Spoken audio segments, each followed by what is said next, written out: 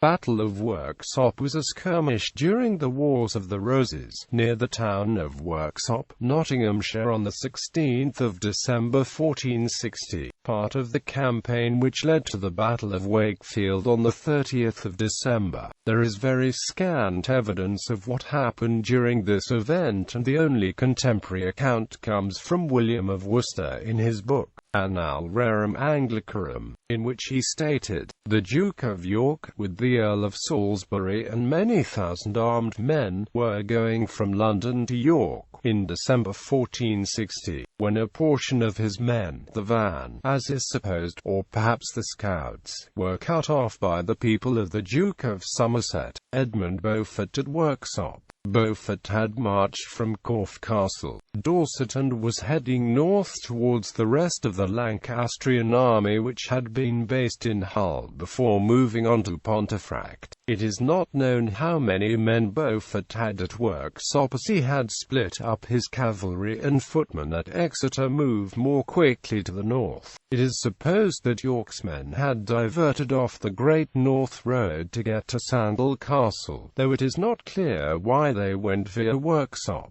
The area was under Lancastrian control, with the closest area securely held by the Yorkists being at Doncaster. There was widespread flooding at the time which would have made travelling difficult and food hard to find.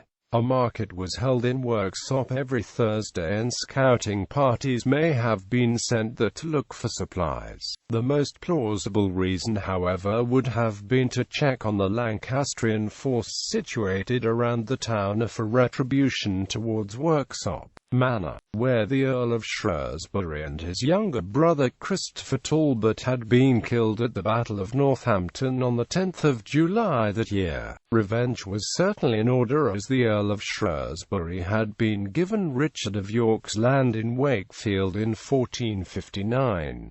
Also, Richard of York had a personal vendetta against the Earls of Somerset, ever since the second Duke of Somerset's disastrous handling of the final campaigns of the 100 Years' War. There is no physical evidence of the battle except perhaps a section of skull in Worksop Priory with a bodkin arrowhead lodged firmly in it. This is visible to members of the public and located in the north aisle of the church towards the west end.